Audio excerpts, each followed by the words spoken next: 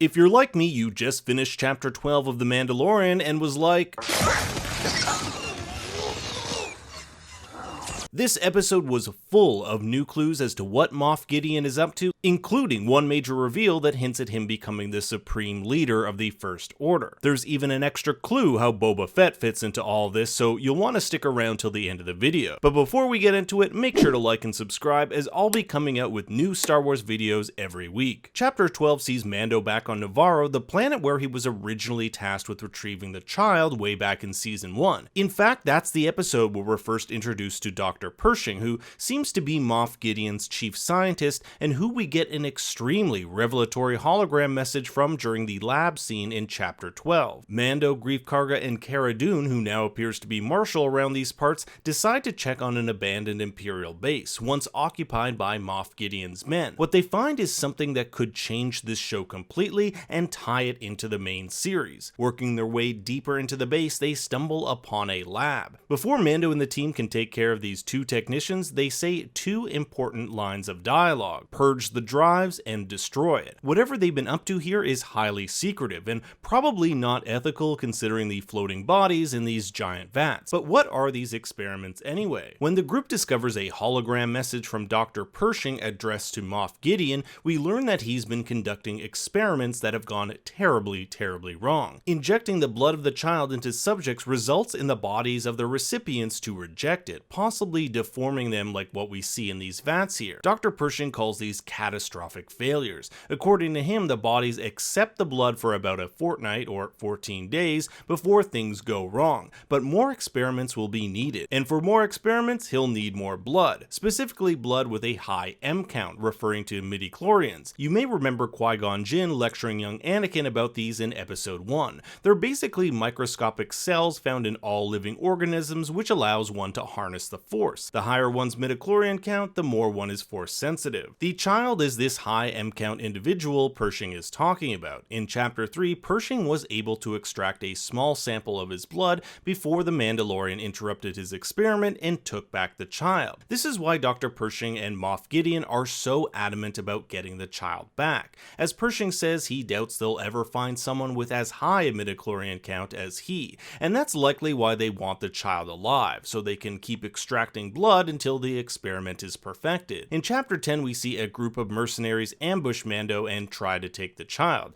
If you listen closely, one of the mercs says not to harm the child, basically confirming these guys are operating at the behest of Dr. Pershing and Moff Gideon. Due to the catastrophic results of the experiments, Pershing suggests they put any further tests on hold, at least until they can get more blood. He mentions someone called the Volunteer, who he fears would face the same fate should the experiments continue. And yes, it's volunteer singular, not volunteers. And since this message is addressed to Moff Gideon himself, this volunteer is probably not him, since Pershing likely wouldn't have worded it this way. It's possible this volunteer is someone we haven't met yet, but my guess it's someone who doesn't have any Force powers. And this brings me to why Moff Gideon is conducting these experiments in the first place: his obsession with becoming Force sensitive. We've already seen how he wields a darksaber, and being an Imperial, he would have likely seen the power of the Sith. If there was a way for those who weren't genetically born Force sensitive to somehow become Force users, imagine how much more powerful he'd become. And this leads to a crazy theory that Moff Gideon will later become Supreme Leader Snoke. In this episode, while looking at those vats of mutated beings, pay close attention to the music in the background. Now listen to Snoke's theme from The Force Awakens.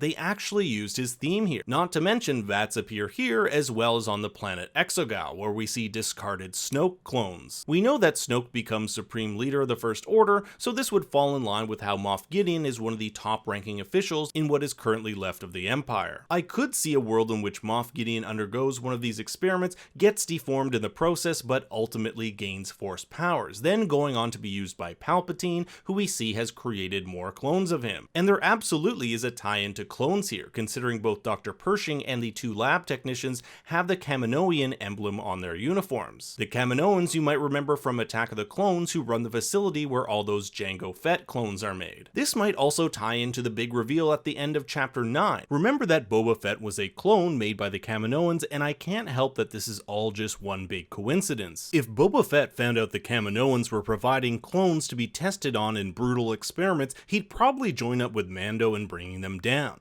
I think this is why they've been teasing him for so long, waiting until the plot catches up for them to pair him with Mando. The final clue we get this episode are what appear to be Dark Troopers. These are advanced battle droids, some legions of which are said could use the dark side of the Force. I'm not necessarily sure how that works, but Zazam Kath, a Sith commander who worked under General Palpatine, was said to have led such a group. In fact, Zazam and Palpatine once unsuccessfully tried to recruit Boba Fett, so again, this seems all too crazy to be a coincidence. But I want to hear you guys weigh in on the latest developments of Chapter 12. What do you think Moff Gideon is up to, and how does all this fit together? Leave your comments below. Thanks for watching, everyone. Be sure to like, subscribe, and share, and for more bad takes, you can follow me on Twitter and Instagram at ThinkStoryYT. Until next time, remember, I have spoken.